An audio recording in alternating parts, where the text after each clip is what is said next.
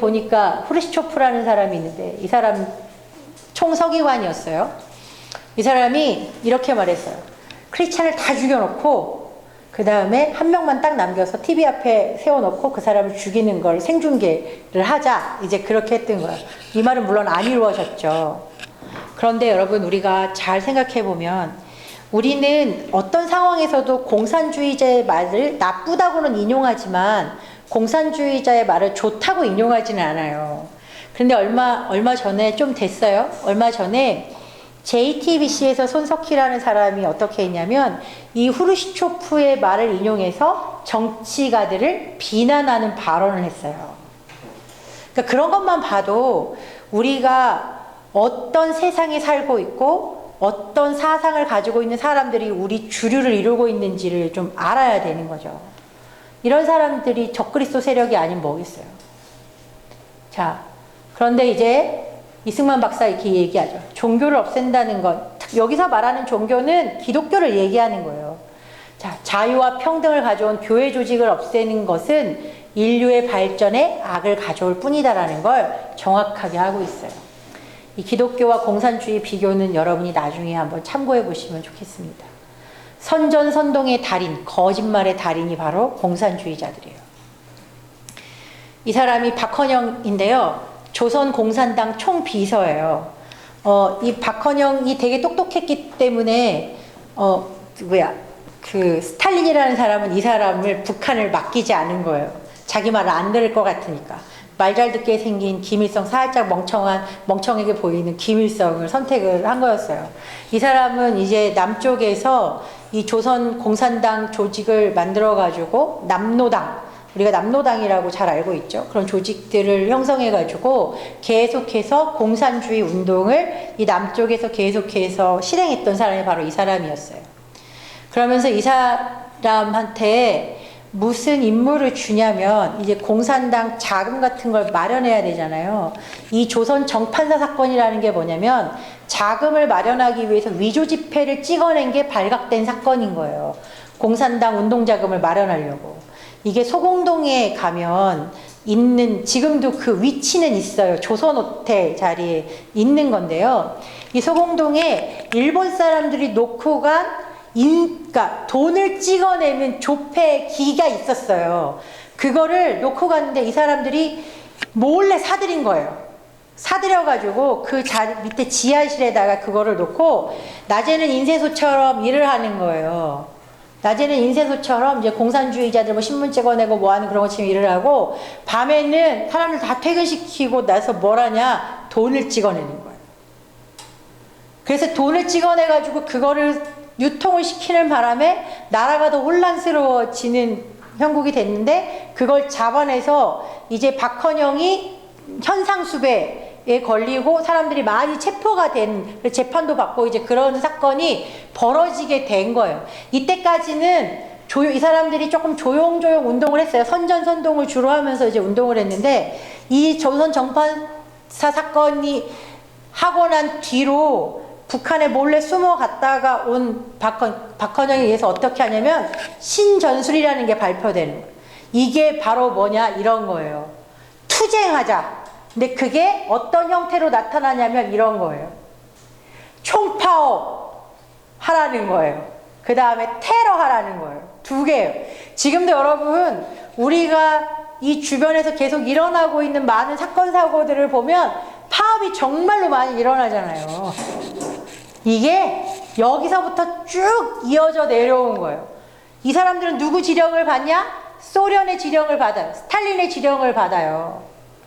그 다음에 그 밑에 이제 이 북한 땅에 들어와 있던 스티코프라는 사람이 있었는데 그 사람을 한번 거쳐서 그게 김일성 아니면 박헌영한테 이렇게 계속해서 전달이 됐던 거예요. 세상이 좋아져가지고요. 지금 소련이 붕괴되는 바람에 이 스티코프의 일기가 세상에 드러나 버렸어요. 그래서 이 뒤에 일어났던 총파업들과 그 뒤에 일어났던 이런 모든 사건들이 다 공산주의에 의해서 일어난 사건이라는 게 진실이 드러났거든요. 근데 요즘에 잘 보세요. 여기 대구잖아요. 대구 10월 폭동을 지금 항쟁이라고 바꾸죠? 4.3도 항쟁이라고 이미 다 바꿔버렸죠? 이게 엄연히 증거가 있는데도 불구하고 한 번 역사가 왜곡되니까 이렇게 뒤집기가 힘든 거예요. 그래가지고 어떤 놀라운 사건이 일어나느냐, 바로 대구 10월 폭동이 일어나는 거예요. 이 대구 10월 폭동은 우리나라가 건국도 되기 전에 이 한반도 땅에서 일어난 최초의 공산 폭동이라는 걸 분명히 인지하고 계셔야 돼요. 더구나 대구에 사시는 분들이니까 더더군다나 그래요. 전 사실은 이게 어느 장소에서 일어났는지 글로만 보고 사진으로만 봐서 정말 생동감이 없지만요, 여기 계시는 분들은 그 구석구석 다 사실은 다녀본 자리실 거란 말이에요. 그렇지 않습니까? 자, 여기에 보면 소련의 지령을 받은 박헌영의 주도로 일어난 공산 폭동이에요. 이게 팩트입니다. 여기서 300명 이상이 피살당한. 자, 여기가 어딜까요? 대구시청. 요지는 제가 이거는 좀 건너뛸 텐데 여러분이 나중에 참고하시면 되는데, 요지는 이거예요. 어느 날, 원래는 이때가 미 군정이 있을 때이기 때문에 사실은 쌀 배급 같은 건 원래 하지도 않았어요. 쌀값이 너무 폭등을 하는 상황이 초래됐어요. 그 이유 중에 하나는 사실 미군들은 이 물정에 대해서, 이 조선 땅의 물정에 대해서 아직 잘 아는 상태가 아니었어요. 그런 잘못들은, 물론 실수들이 분명히 있긴 있었어요. 그런 가운데 사람들이 쌀을 매점매석하는 사람들이 갑자기 생겨나게 된 거예요. 그러니까 쌀을 매점매석해서 비싼 가격에 파니까 진짜 힘든 사람들은 쌀이 없어서 너무너무 고통스러운 그런 상황에 이 전체적인 그때 상황이었던 거예요. 근데 그때 그 기회를 이용한 게 바로 이 대구 10월 폭동이었어요.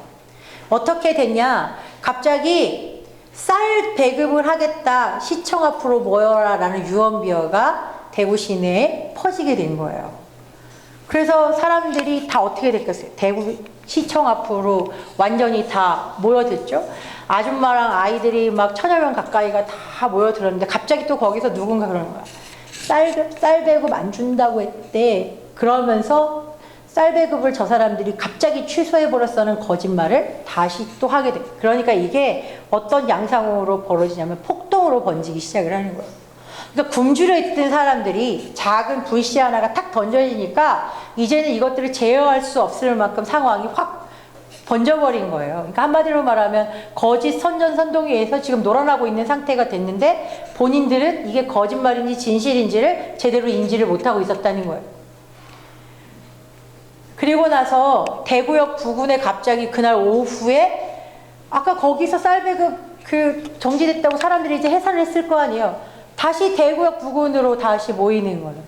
그러면서 갑자기 이런 구호를 외치는데 여기에 보니까 어떤 구호가 나오냐면 갑자기 쌀배급 얘기를 하다가 박헌영 선생 체포를 취소하라 그렇게 소리가 나오면서 어떤 노래가 나오냐면 적기가는 붉은 깃발의 노래라고 공산당들이 부르는 노래예요. 해방의 노래. 그런 노래가 막 여기저기서 나오기 시작을 하는 거예요. 확성기에서 터져 나오기 시작을 하는 거예요. 뭔가 점점점 이상해지고 있는 사람들은 그걸 못 느낀 거예요. 그러다가 전평 사무실에서 어떤 일이 벌어지냐면 총격 사건이 일어나고 거기서 사람 하나가 진짜 죽게 돼요. 그런데 그 사람 시신이 아닌 다른 시신을 그 다음날 대구 의대에서 이제 훔쳐오는 거예요. 해부학 실험을 하려고 했던, 여기가 그 위치라고 저희 목사님이 친절해가 사진을 찍어오셔가지고 제가 여기가 해부학 실험실이었다고 하더라고요. 거기서 시신을 몰래 훔쳐다가 그걸 펴놓고 이게 어제 죽은 사람이라고 선동을 하면서 사람들을 선전선동하기 시작을 한 거예요. 그래서 그 다음날 이 대구 경찰서 앞 광장에 사람들이 다 이렇게 모여가지고 갑자기 이런 구호들을 외치면서 또 적기가를 부르고 박헌영 체포를 취소하라고 그러고 사람들이 난리가 난 거예요. 그래서 어떻게 됐냐.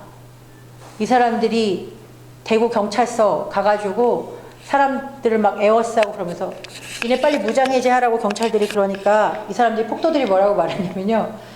너네가 무장을 해제하면 우리는 다 그냥 알아서 물러갈게. 그런데요.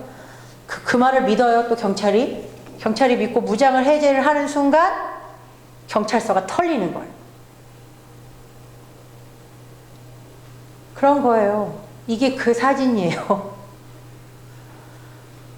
자, 그래서 이 사람들이 그 무기를 뺏어 가지고 죄수들을 다 석방하죠. 모든 무기를 탈취하죠. 대구 경찰서를 장악하는 거예요. 이게 사건의 전말이에요. 그리고 이제 그때부터 어떤 일이 시작되냐. 대구 지역에 계엄령이 선포되는데요. 그래서 사람들이 이제 죽고 죽이는 뭐 그런 살상이 벌어지는데, 그러기 이전에 이 사람들이요 계속해서 이 폭도들이 돼가지고 경찰들 집을 다 돌아다니면서 사람들을 죽여요. 여기에 보세요. 트럭으로 경찰 집을 들여받아서 5명을 학살했죠. 경찰관 부인의 복부를 칼로 찔러 살해. 이게 진짜 민중항쟁이라고 생각을 해보세요. 죄 없는 사람들을 이렇게 죽일까요? 자녀를 왜 쇠파이프로 쳐서 죽여요? 같은 대구 사람이잖아요. 그렇잖아요. 그리고 60대 경찰관 모친 할머니가 무슨 죄인데요? 몽둥이로 사람을 죽였어요.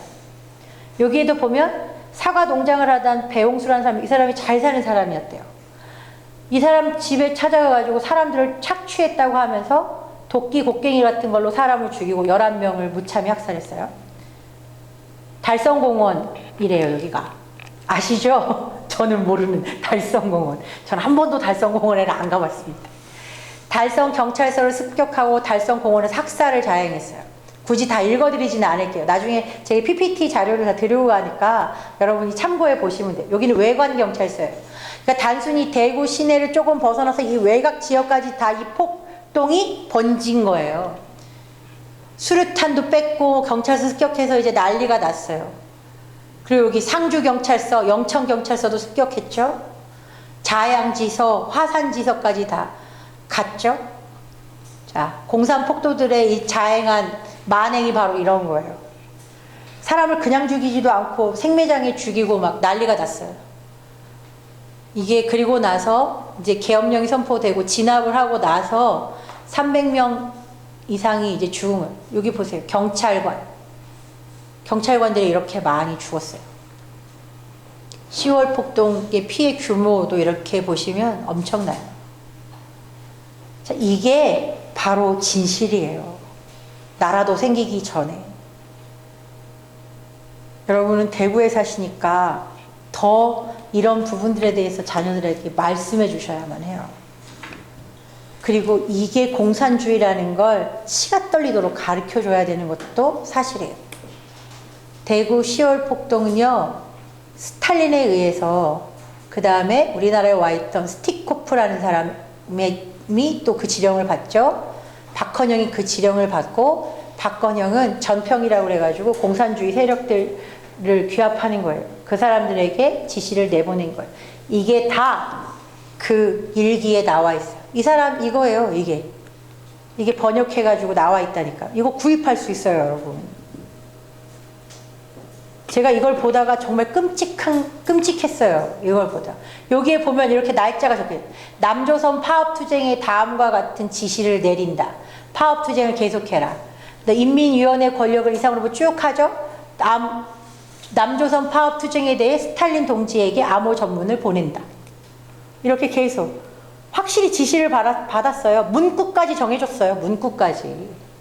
그러니까 10월 폭동을 한마디로 말하면 이런 거예요. 많은 사람들 속에 몇 명이 들어가서 선전선동을 해요. 야, 경찰이 사람 죽였대. 경찰을 죽여야겠다. 이제 그렇게 막 하니까 그러니까 다른 사람들도 현혹이 경찰이 진짜 그랬대? 경찰 죽여야겠네.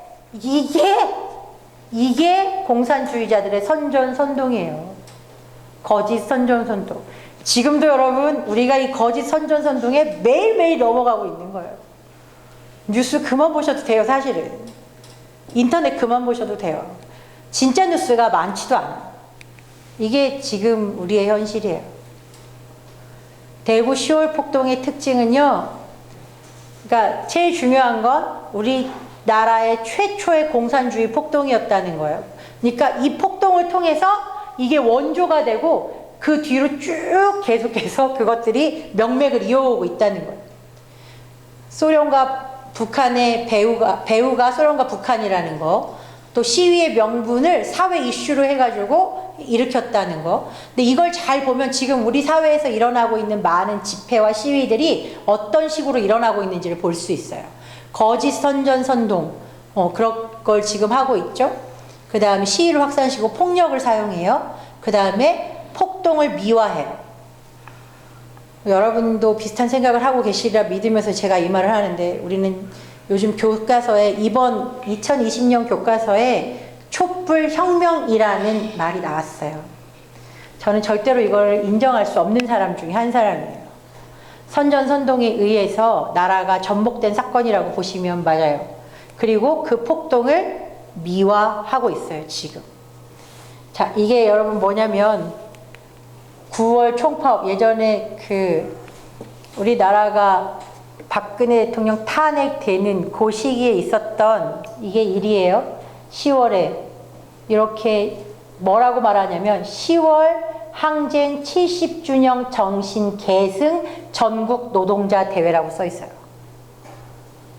이것만 봐도 뭐가 어디서부터 오는지 우리가 알아야 되는 거예요. 이렇게 여기 노란 걸로 써 있는 게 정신 계승이라고 써 있는 거예요. 9월 총파업, 10월 민족항쟁 정신 계승. 이게 10월 폭동, 대구 10월 폭동 말을 하는 거예요. 이게 지금 우리의 현실입니다. 그리고 그들이 주장하는 것, 국가보안법을 철폐하라는 것, 그리고 연방제 통일을 하라는 거예요. 마치 예전에 김구 선생과 김일성이 맺었던 그 조약과 다르지 않아요.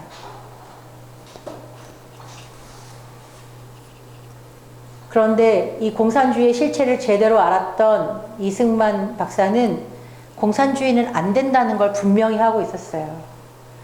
이게 소련이 공산화되고 나서 유일하게 남은 이 한반도 지도잖아요. 여러분, 우리가 이 말씀을 한번 되살려 볼 필요가 있어요. 잃었던 나라의 독립을 다시 찾는 일이 이거는 유언이에요. 이승만 박사의 마지막 유언이에요. 그분의 처절한 마지막 유언이 이거였어요. 우리가 나라 지키려고 얼마나 힘들었는데 이 나라를 다시 뺏기면 안 되니까 다시는 종에 멍에 매지 말고 너네 힘내서 다시 나라를 지켜라 라는 이승만 박사의 처절한 마지막 외침이었다는 걸 좀 기억해 주셨으면 좋겠어요. 저희가 아이들을 가르쳐야 되는 이유는 정말로 명확해요. 종의 멍에를 매지 않게 하려고. 죄에서 구원받은 사람답게 정말로 하나님을 사랑하고 하나님께 영광 돌리는 사람으로 살게 하기 위해서 우리는 자녀들에게 저희 교회 같이 배제학당을 하기도 하고 지금 평산교회처럼 다니엘 리더십 스쿨을 하기도 하는 거예요. 이 일은 정말로 중요한 일입니다. 그리고 지금은 여전히 이념이 존재하는 시대예요. 여전히 공산주의는 교회를 대적하고 있고 우리는 공산주의와의 싸움을 반드시 해야 된다는 걸 저와 여러분이 기억하셨으면 좋겠습니다. 나라를 건국한 북한은 도대체 어떤 모양으로 살고 있는지 우리가 지금 그거를 좀 살펴봐야 되는 시간이거든요. 저희가 한번 북한은 지금 어떤 상태인지를 한번 보도록 하겠습니다. 자, 6.25 전쟁이 끝나고 난 후에 우리는 남과 북으로 갈려서 이 휴전선을 지금 경계로 해서 아직은 전쟁이 끝난 상황은 아닙니다. 우리는요. 전쟁이 끝난 상황은 아니고 나라가 지금 정전 상태에 있는 거죠. 그러니까 잠깐 전쟁을 멈춘 상태에서 위쪽은 공산주의로 그리고 아래쪽은 자유민주주의로 나라를 건국해서 지금 이렇게 우리의 삶을 계속해서 영위하고 있습니다.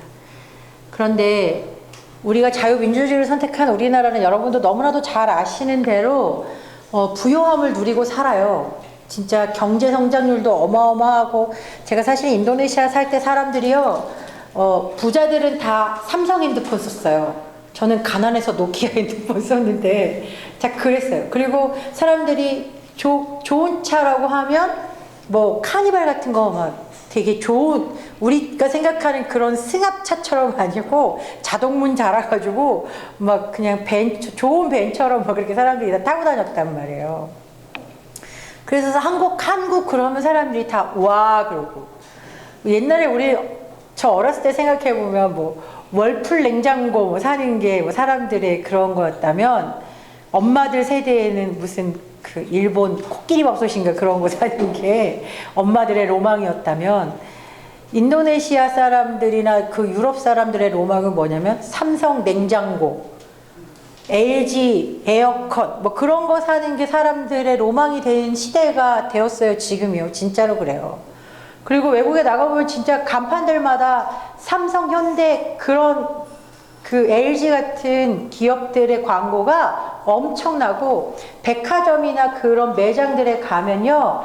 한국과 열풍처럼 그리고 더군다나 뭐 요즘에 한류 열풍이라고 그래가지고 한국 사람들이 입는 옷은 다 입어야 되고요. 한국 사람들이 먹는 먹거리는 다 먹어야 되는 상황입니다.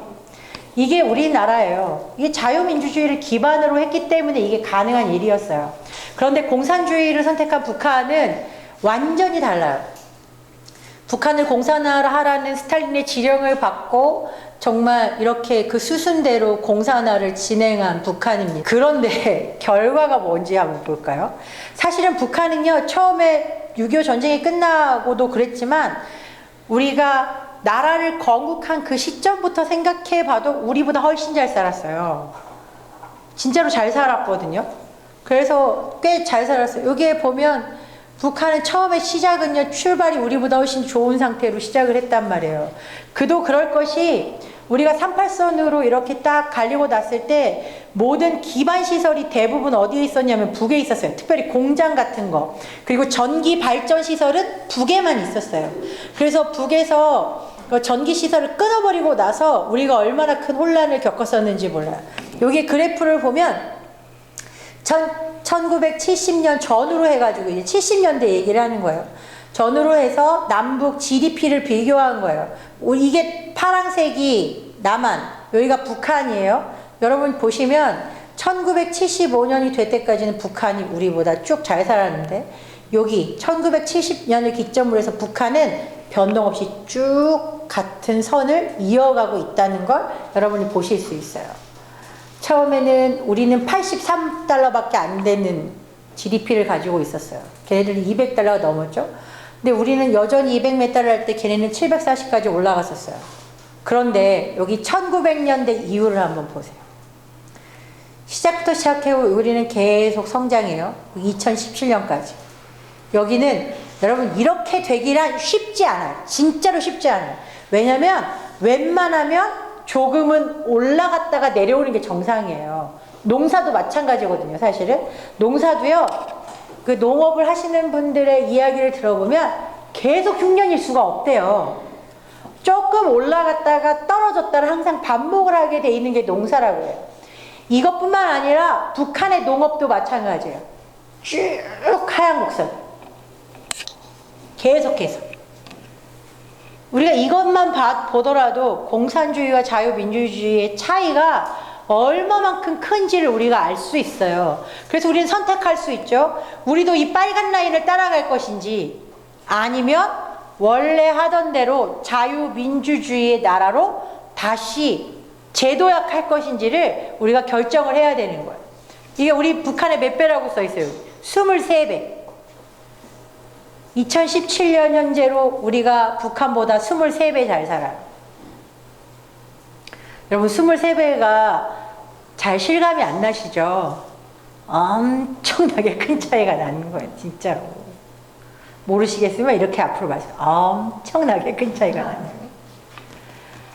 북한의 고난의 행군이라는 말 많이 들어보셨죠? 김일성 사망 후부터 이 북한은 고난의 행군을 연속으로 하고 있었어요. 그 전에 북한은요, 농업에 되게 관심이 많았어요. 왜 그랬냐면, 쌀을 배급해줘야 되잖아요. 그러니까 이 사람들이 계속해서 김일성을 지지하게 하려면 방법은 배급이 원활하게 이루어져야 되는 거예요. 그런데 이 사회주의 국가에서, 이 공산주의 국가에서 뭔가 생산성을 높일 수 있는 방법 중에 제일 최대는 바로 농사예요. 농사가 잘 되게 하기 위해서 계속해서 김일성은 연구를 되게 많이 했대요. 왜냐면 자기 생명과 관련된 거니까 사실은. 자기가 계속해서 이 권력을 유지할 수 있는지 없는지에 대한 것들이 달려있기 때문에 배급을 주느냐 안 주느냐에 따라서 사람들은 김일성을 좋아하느냐 안 좋아하느냐가 확연히 달라지는 거예요. 초반부에는 김일성 인기가 되게 좋았어요. 왜냐면 따박따박 뭔가를 주니까. 그런데 어느 날부터인가 쌀 생산이 계속해서 이유가 뭐냐? 계속되는 가뭄, 그리고 어떤 때는 가뭄이 아니면 너무 폭우가 쏟아져가지고 비가 오지 말아야 할 때는 비가 오고 비가 와야 될 때는 비가 안 오는 이런 계속 악순환이 지금까지도 반복되는 거예요. 그래서 북한에서는요, 땅을 갈아엎기도 했어요. 밑에 있는 땅을 다시 퍼올리고 위에 있는 땅을 밑으로 집어넣고, 그리고 사람들이 인분을 가져다가 다 밭에 뿌리고, 아무리 무슨 짓을 해도 농업이 절대로 발전하지 않는 거예요. 그때서부터 이 북한은 계속해서 하얀 곡선을 그리다가 더 이상은 성장도 할 수 없는 게, 농업도 그렇게 됐지만 농업이 그렇게 되다 보니까 경제 또한 똑같은 상황으로 쭉 가면서 고난의 행군이 시작이 되는 거예요. 자, 그럼 김일성, 저 아직도 기억나요. 김일성 죽은 날, 여름날, 그 여름날에 차 타고 가다가 너무 놀래가지고 저 아는 언니는 교통사고가 났어요. 너무 큰 충격을 받아가지고. 저는 그때만 해도 그런 생각 아무것도 없었는데, 놀래기만 했는데, 김일성이 죽으면 통일되나? 저는 그 생각만 했거든요. 근데 그렇더라고요. 김일성이 7월 8일 날 사망을 하죠. 그리고 그 5년간 얼마가 죽어요? 많게는 300만. 더 보는 사람들도 많아요. 300만 이상을 보기도 해요. 아사는 굶어 죽는다는 얘기잖아요. 굶어 죽은 거예요. 그 다음부터 길가에 이렇게 죽어나가는 시체, 여기 강물에 떠있는 시체, 사람들이 계속해서 고난을 겪고 살아가는 거예요. 이게 바로 고난의, 그 사람들이 그래서 김정일이 이름 붙인 게 고난의 행군이에요. 우리는 어려움을 겪고 있지만, 그러나 우리는 민족의 투사답게 이 어려움을 헤쳐나가자. 그러니까 니네 집에 있는 뭐 더 갖고 와. 니네가 가서 뭐 모아와. 니네가 이래가지고 생산성을 높여. 나라에 갖다 바쳐. 그 이야기를 하고 있는 거예요. 고통받는 아이들이 생겨났어요. 지금 이건 현재예요, 현재 여러분. 이 아이들이 지금 초등학교 한 6학년이나 됐을까? 유치원생이나 됐을까? 아이들이 먹을 음식이 없죠? 아이들 길바닥에 떨어져 있는 거 주워 먹어요. 아이들이 노동을 하지 않으면 살 수 없어요. 이거는요, 그냥 자기 집에서 하는 게 아니라, 우리가 쉽게 말하면 꽃제비라고 부르는 아이들도 많잖아요. 뭘 도둑질하든지 아니면 밖에 집을 나가 살든지 그런 아이들도 되게 많아요. 이 어린 아이들, 이 황량해 보이는 밭을 가는 아이들, 이 애들인데요, 이 큰 볏짐을 지고 다녀요. 유치원생밖에 안 됐어요, 얘네들은. 그런데 돌 같은 거 지금 실어 나르는 거예요. 이게 북한이에요, 여러분. 그리고 이게 그런 오래된 사진이 아닌데 잘 안 보이실 것 같아요. 아직도 소달구지 끌고 다니고, 군인인데 너무 빼짝 말라가지고, 군인도 평균 키가 상당히 작아요, 여러분. 150이 넘지 않는 사람들도 꽤 많대요. 그러고 보면 얼마나 황량하고, 이 황량해 가난과 황량이 넘쳐나는 게 바로 이 북한이에요, 지금. 뭘 해도 안 돼요. 뭘 심어도 안 돼요. 가뭄과 기근이 넘쳐나요. 그것뿐인가요? 여기 보세요. 산이 다 민둥산이에요. 다 땔감을 갖다 쓰고 뭐해서, 그래서 홍수만 나면 다 와르르 무너지고 그렇게 되는 거예요. 이게 여기가 여러분 밭이 아니라 논입니다. 벼를 심어야 되는데 물을 계속 갖다 길어다가 놓고 겨우겨우 꽂아 놓는 거예요, 그냥. 그러니 이런 논에서 무슨 쌀이 나오겠어요. 이렇게 다 삐쩍삐쩍 마른데 지금 뭐가 있는 거예요. 다 이렇게 다 무너지죠.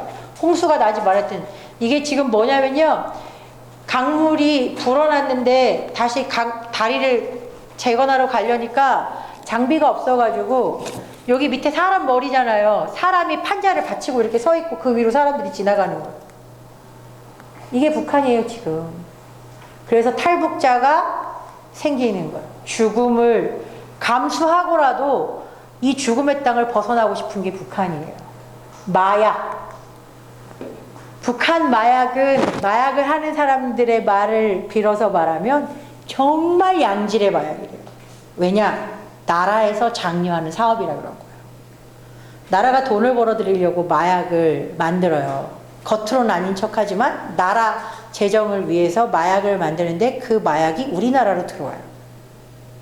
지금 우리나라 청소년들과 가정주부들 이 마약을 사서 점점점 무너져 가고 있어요. 그리고 북한에서는요, 상비약으로 마약을 쓰는 거예요. 배고픔을 달래려고 마약을 써요. 이게 지금 북한이에요.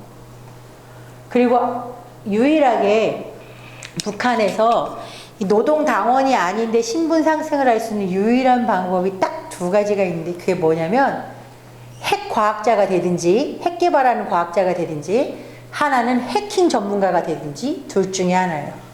그래서 부모들이 이 교육을 시키려고 눈이 뒤집혀 있는 상태예요. 여러분, 이쯤 되면 우리나라 인터넷 댓글 누가 다는지 알아야 된다니까요. 알아야 돼요. 일부는 저쪽에서 중국에서 넘어오신 조선족들과 이들의 합작품이라고 보시면 많이 틀리지 않아요. 지금 여전히 북한은 핵을 포기하지 않아요. 그런데 무슨 우리가 지금 저 사람들과 손을 잡을 수 있어요? 아무렇지 할 수 없죠. 북한의 어린이들이에요. 미군에다가 활 쏘는 게 얘네들의 놀이예요. 어린이날 같은, 그런 우리의 어린이날 같은 날에 이게 애들한테 시킬 짓이냐고. 사람 얼굴에 활 쏘고 총 쏘는 거. 그리고 미국놈 때려잡는 군사놀이 신나요. 이게 책에 나오는 타이틀이에요. 이게 북한이에요, 지금. 그러니까 아이들이 어려서부터 이렇게 쇠뇌대에 살잖아요. 그러니까 얼마나 그 삶이 피폐해지겠어요. 여기 보면 기독교 핍박에 관한 이렇게 그림이죠. 기독교 탄압과 강제노동의 나라가 바로 북한이에요. 자, 여기에 보니까 이 태영호 공사라고, 여러분 이번에 국회의원 된 분 아시죠? 이름도 이제 바꿔서 했는데, 이분이 기자들 모아놓고 프레스센터에서 한 말이 있는데 뭐라고 말했냐면, 북한이 제일 무서워하는 게 종교의 확산이에요. 종교의 자유를 제일 무서워하는 거예요. 그러니까 한마디로 말하면 우리에게 답이 있어요.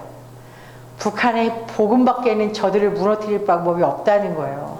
지금 저 노동당 간부들 중에도 예수님을 영접한 사람이 있다고 해요. 놀라운 일이죠. 왜냐하면 도저히 이거는, 이 하나님의 역사는 정말 우리가 측량할 수 없는 방법들로 일하시기 때문에, 그래서 암암리에 지금 요즘에 성경 한 번 안 읽어본 사람이 어딨냐고 말하는 북한 사람들이 있단 말이에요. 그러니까 그만큼 지금 이제 조금만 우리가 더 하나님 앞에 기도하면 얼마든지 무너뜨릴 수 있는데, 사단은 마치 우리가 실패한 것처럼 보이게 하기 위해서 지금 이번 정부를 통해서 계속해서 우리의 눈을 가리게 하고 있는 것 뿐이니까, 이제 저희가 기도해야만 합니다. 이 케네스 베 목사님, 이제 북한에 억류되어 있다가, 이 케네스 베 목사님도 그렇고 유현수 목사님도 그렇고 하나같이 하는 말, 처음에는 북한 사람들을 물질로 도왔던 사역들을 하면서 북한 선교라고 하셨던 분들이에요. 근데 이분이 잡혀 있다가 정말 기적적으로 풀려나신 거예요. 두 분 다 동일하게 하는 말 한마디는 딱 하네요. 북한 사람들과의 거래는 있을 수 없다. 이게 분명한 거예요. 왜냐면 아무리 말해도 이 사람들은 자기가 유리할 때가 되면 바로 말을 바꾸고 완전히 다 없던 것처럼 돼버리니까 절대로 이 사람들과는 하나가 될 수 없다는 얘기를 해요. 그러면서 잊지 않았다라는 이야기로 계속 쓰고 있죠. 이분이 임현수 목사님이에요. 이분도 여기서 이렇게 북한에서 교화형 받고 맨날 진짜 혼자 있는 그 수용소에 강제노동을 꼬박꼬박 해야 하고 너무너무 힘이 들었던 그런 사연들을 이야기해요. 그러면서 결론을 내리기는, 우리 이 체제, 공산주의가 있는 이 상태로 절대로 북한과 하나 될 수 없다는 이야기를 이 두 분이 확실하게 이야기하고 있어요. 지금도 여전히 풀려나지 못한 선교사님들이십니다. 이분들뿐만 아니라 요 밑에 있는 분들도 마찬가지예요. 이 중에는 탈북자 출신의 선교사님도 계세요. 우리는 이분들의 구원을 위해서 지금 기도해야 돼요. 하나님 유현수 목사님을 풀어주셨던 것처럼, 케네스 베 목사님을 풀어주셨던 것처럼, 여기에 있는 김정욱, 김국기, 이 최춘길 이 선교사님들 다 풀어주세요 라고 매일매일 여러분 기도하실 수 있기를 바랍니다. 제가 알기로는 우리 평산교회에도 월간 지저스아미가 있다고 하더라고요. 그 구독하신다고 하더라고요. 거기에 보면 이 북한에 관한 기도 제목들이 상세하게 나와 있어요. 여러분 그걸 보시고 기도를 좀 많이 부탁드리겠습니다. 이게 뭐냐면 이 세계 종교 박해 순위를 알아보는 표예요. 오픈도어 선교회라는 그 선교회에서 이걸 이렇게 만들어내요. 여기에 보면 1위가 어디죠? 북한이에요. 북한. 10년 넘게 부동의 1위를 차지하고 있어요. 북한에서는 성경을 가져도 사형 최소는 종신형이에요.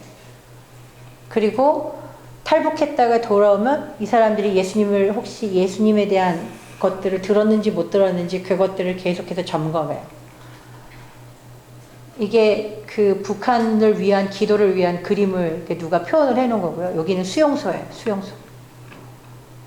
지금 여기에 보시면 정치범 수용소가 이렇게 5개 처소가 있다고 나와 있죠. 여기에도 그게 나와 있습니다. 이게 한 벌써 꽤 됐어요. 7년도 넘은 이야기인데요. 8년 전, 9년 전쯤 종로 어디에서 북한 사람들이 직접 그린 수용소의 삶을 이제 그림으로 전시를 했었어요. 서울에서 전시했었는데 이거에 보면 시계 고문을 당하는 거예요. 임산부를 세워놓고 이런 고문을 하고 조그맣게 그 고문은요. 임산부 배 위에다가 널판지를 걸쳐놓고 널뛰기를 시키는 거예요. 이런 잔인한 짓을 시키는 거예요. 그리고 뭘 주워 먹었다고 소똥 같은 데 있는 거 뭐 하나 주워 먹었다고 사람을 저렇게 구토하고 다 토해내게 만드는 거죠. 돼지 우리에서 몰래 뭔가를 훔쳐먹고 있는 거예요. 이게 사람이 지금 북한이에요. 이거 소똥에서 뭐 주워 먹는 거. 그리고 강제 노동을 계속해서 시켜요. 이게 그 사람들이 그린 집이에요. 여기에 여러 사람들이 이렇게 문 하나 놓고 이렇게 모여 살고 완전히 다 수용시설을 하는 거죠. 이렇게. 이거는 그래도 좀 나은 시설인 거죠. 이게 북한 어린이들의 실상을 그려놓은 그 카툰의 한 장면인데요. 아이들은 다 삐쩍 말라있고 어린아이들도 다 이렇게 노동을 해야 해요. 이게 바로 북한입니다. 그런데 이 북한이 지금 무엇 때문에 이렇게 망해가고 있냐? 바로 이것 때문에 우상숭배예요. 우상숭배는 다른 게 아니라 김일성을 하나님처럼 섬기고 있다는 거예요. 자, 여기 보면 이게 만수대 광장이거든요. 사람들이 다 절하고 있죠. 아침마다 의식적으로 이 사람들은 여기 가서 절하고 뭐 이렇게 해야 되는. 전국적으로 38,000개의 김일성 동상이 있어요. 그런데 항상 스페어를 만들어놔요, 이 사람들은. 이게 잘못되면 안 되니까. 그러니까 땅 속에 배수가 있다는 거예요. 그러니까 참 어마어마하죠. 그래서 이 삼부자의 세습이 계속해서 이어지는. 독재 세습은 이쯤 돼야 얘기할 수 있는 거예요. 독재는 진짜. 자, 보세요. 이 사람들의 기본적인 사상은 주체 사상이에요. 사람이 모든 것의 주인이며 모든 것을 결정한다. 어디서 많이 들어보신 거예요. 사람이 먼저다랑 아주 같은 말입니다. 이걸 한마디로 말하면 김일성이 원하는 대로 살자, 김일성에게 충성하자, 마치 우리가 성경에서 하나님을 고백하는 것처럼 이 사람들이 김일성을 대하는 거 보면 이것은 절대로 나라가 아니라 종교 집단인 거예요. 여러분 혹시 보신 분들이 있을지 모르겠는데 개안 수술하는 영상을 혹시 보셨어요? 북한에서요? 북한에서 어떤 네팔 의사가 와가지고 사람들 눈 이렇게 녹내장 수술 같은 거 해주고 개안 수술을 해준 거예요. 눈이 안 보이는 사람들을요. 그런데요, 그 눈을 안대를 푸는 장면이 이제 나오는데 아주 관건이에요. 무서워요. 먼저 의사한테 고맙습니다라고 얘기해야 되잖아요. 다 김일성 사진 앞에 가가지고 우리 수령님 만세, 아버지가 날 고쳐주셨다고 마치 우리가 하나님 앞에 기도해서 병 나을 때처럼 울며 불면서. 그러면서 그 나레이션이 뭐라고 말을 하냐면 이 사람들은 진짜로 감동을 받아서 저 김일성을 저렇게 추앙하는 건지 아니면 겁에 질려서 하는 행동인지 모르겠다라는 나레이션을 해요.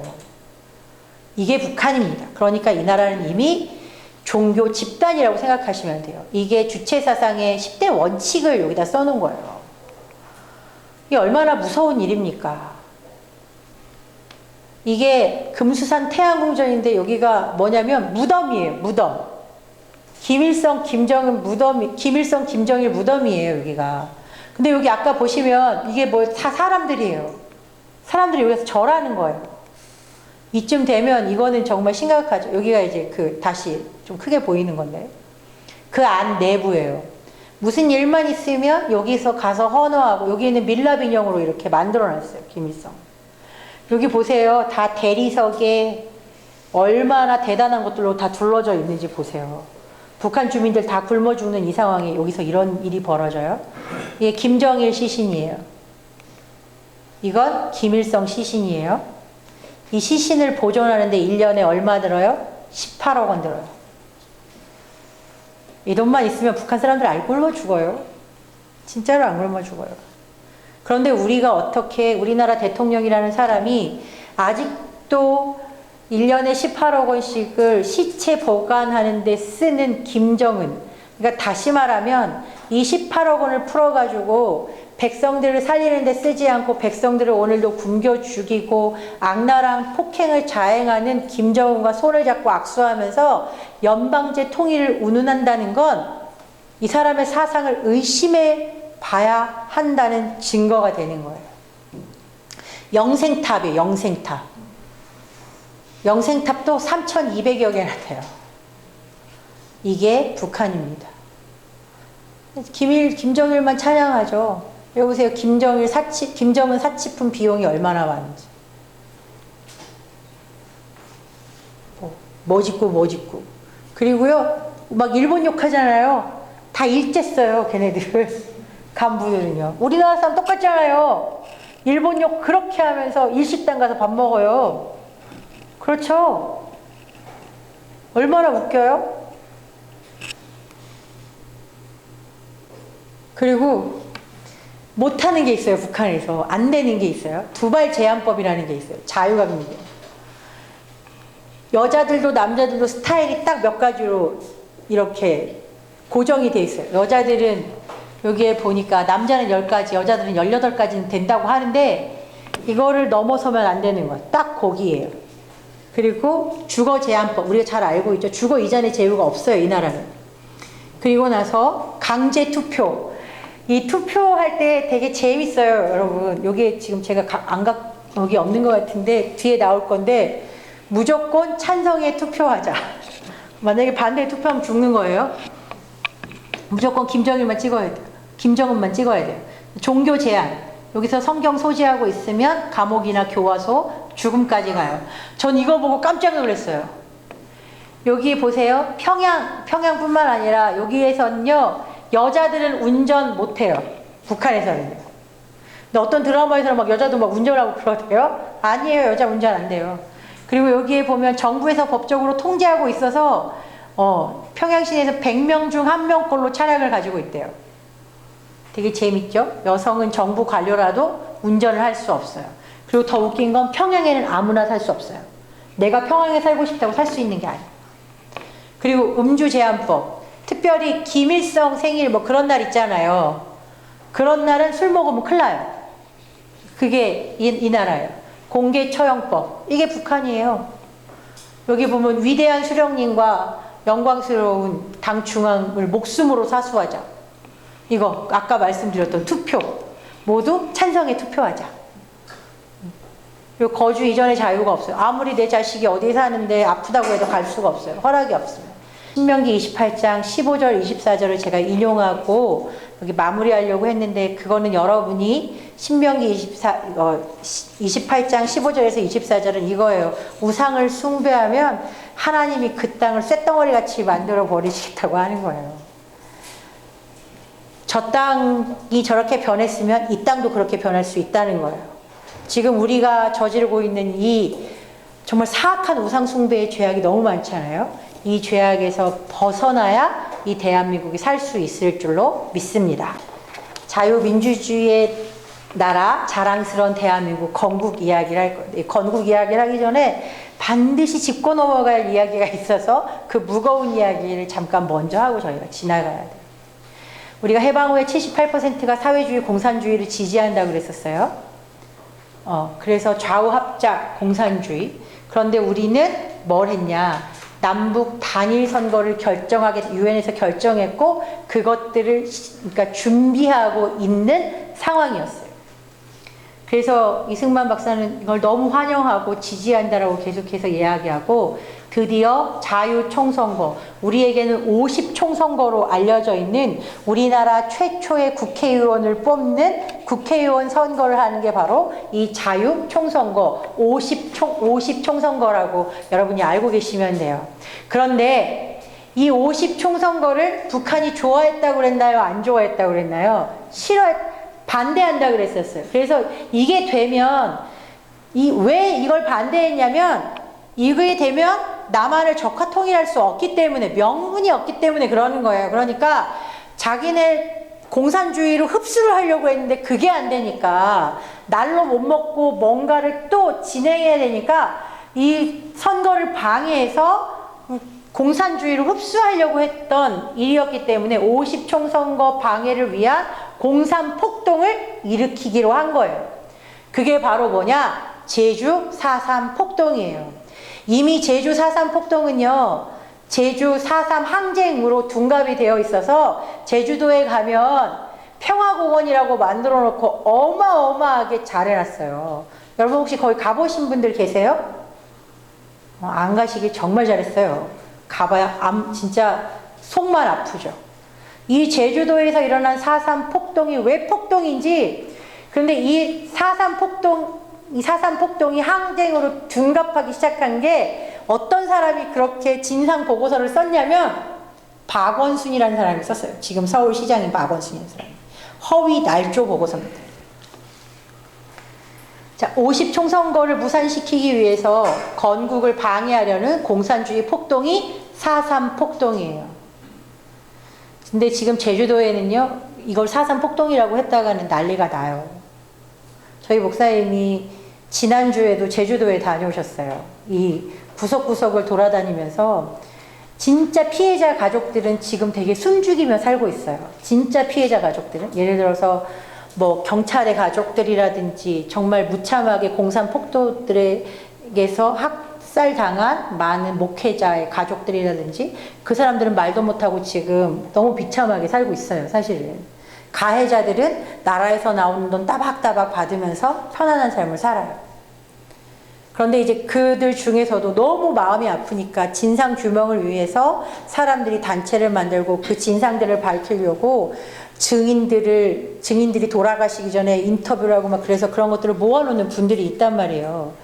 근데 저희 목사님도 이제 거기 가셔가지고 그분들을 만나고 인터뷰하고 그 구석구석을 찾아다니면서 탐방을 이번에도 하셨지만 지난번에도 하시고 계속해서 지금 그런 일들을 계속해서 하고 계세요. 이유는 뭐냐면 이게 공산폭동이라는 게 드러나야 돼요. 이 대한민국을 부서뜨리려는 공산폭동이라는 걸 드러내는 하는 이유는 지금 이 나라가 흘러가고 있는 방향들이 그것과 다르지 않기 때문에 그 숨겨진 역사가 제대로 정립이 돼서 지금 우리 가운데 있는 이 현실들이 무엇이 거짓이고 무엇이 참인지를 밝혀내서 정말 이 자유를 지켜나가기 위한 그것을 위해서 지금 계속해서 그 일들을 하는 거예요. 그래서 저희가 이 4.3 폭동이 왜 폭동인지를 아는 게 정말 중요합니다.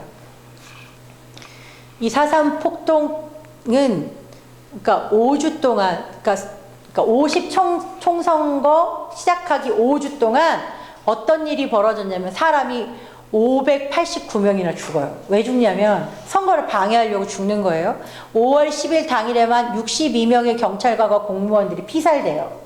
그러니까 수류탄 같은 거 던져가지고 경찰서 폭파시키고 면사무소 같은 데 폭파시키고 뭐 이제 그러는 거예요. 이 제주 4.3 사건, 우리가 알고 있는, 지금 우리가 그냥 기본적으로 세상 사람들이 말하고 있는 제주 4.3 사건은 이런 거예요. 민간인 학살이에요. 우리는 그렇게 알고 있었어요. 이게 제주 4.3 평화기념공원이에요. 어마어마하게 지어놨어요. 여기가 기념관인데 여기도 큰데요. 이 일대 부지에다가 그러니까 묘비 같은 것도 만들어 그래가지고 어마어마하게 커요. 아이들이 수학여행 가면 꼭 가는 데가 바로 여기예요. 여기가 지금 그곳입니다. 이게 평화기념관. 여기에 공원에 가면 이런 식으로 써 있는 거예요. 이게 거기서 뭐라고 말하고 있냐? 이 단독 정부 수립에 반대한 남노당 제도도당들의 무장 봉기와 미군정, 여기가 이제 거짓인 거예요. 미군정의 강압이 계기가 되어 제주도에 일어난 민중항쟁이라고 말해요. 이게 사실은 계기도 조작된 거예요. 이 계기라고 하는 것도 조작된 거예요. 민중항쟁, 민간인 학살 사건이 제주 4.3 사건이다 라고 말하면서 이렇게 기념을 하고 위패를 거기다가 모셔놓고 유가족에게 보상금까지 지급하고 있어요. 4.3 특별법 뭐 이제 그런 거 하려고 하죠. 지금 제주 4.3 사건의 진실. 그러나 진실은 뭐냐면 이 제주 4.3 사건이 일어나기 1년 전에 3.1절 기념식이 있었어요. 그 기념식에서 아주 큰 사건이 하나 있었는데 여기에서 6명이 사살당하는 사건이 벌어져요. 이게 도화선이 된 게 뭐냐면 여기에서 보면 여기 말 타고 가는 거 보이시죠? 그때는 기마경찰들이 있었어요. 그런데 그날 3.1절 기념식이라고는 했는데 사실은 이게 3.1절 기념식이라기보다는 이 남노당의 지시를 받은 사람들의 조직적인 모임이었어요. 이거는 이미 사전에 계획되어 있었고요. 여러 차례 지령에 따라서 이 3.1절 기념식에 모여서 폭동을 준비하라는 지령들이 계속해서 말로도 문서로도 나와 있다는 게 증거로 이미 드러난 사건이에요. 그래서 이 3.1절 기념식 행사 때 이렇게 사람들이 제주 북국민학교 또 오현중학교 먼 단위로 이렇게 기념행사를 원래 하는데 이 사람들은 자기네가 3,000명이 모였다고 하는데 사실 3,000명은 자기네들 이야기예요. 그러니까 그만큼 많은 사람들이 그러니까 분개를 했다라고 얘기를 하는 건데 사실 그렇지 않은 거예요. 근데 여기에 3.1절 기념식이라고 이 사람들이 다 모이긴 했는데 그래서 여기가 제주 북국민학교고 여기가 관덕정이라는데 관덕정 여기에 경찰서가 있어요. 여기에 관덕정 막루가 여기 있거든요. 그런데 여기에 사람들이 여기 회색 부분으로 펼쳐진 이곳에 사람들이 운집을 한 거예요. 그래서 여기 제주 북국민학교에서 3.1절 기념행사를 끝나고 나서 사람들이 우르르 이렇게 여기에 가득 차 있을 때 요쯤 어디에서 이렇게 말을 탄 기마 경찰이 아이를 밟아 죽였다는 거짓 소문이 유포되기 시작을 해요. 사실은 그 아이는 멀쩡하게 살았고요. 아이가 그러니까 말이 이렇게 놀라면서 아이가 밟힌 줄 알았는데 밟힌 건 아니었어요. 그랬는데 이 말이 날뛰기 시작한 이유가 뭐냐? 이게 중요해요.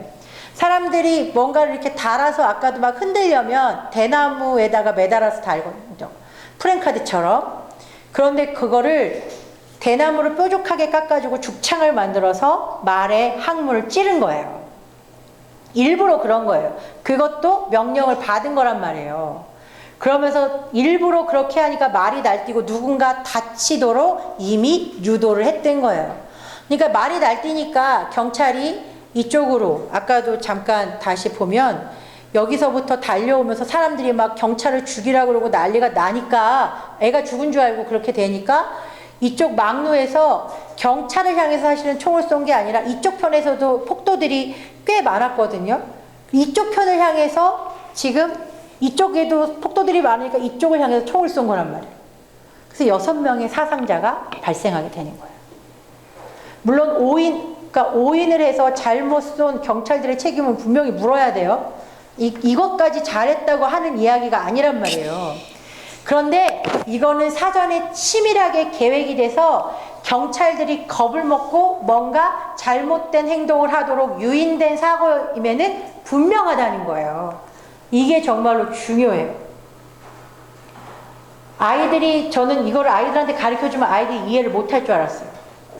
근데 아이들은 이해해요. 그러니까 여러분 걱정하지 말고 가르쳐주시면 돼요. 여기가 관덕정이에요. 이날 3.1절 기념행사는 실제로요, 남노당이 주도한 행사였고요. 이날 증언들의 25,000명이 동원됐다고 하는데 이 숫자는 사실 맞는 숫자가 아닙니다.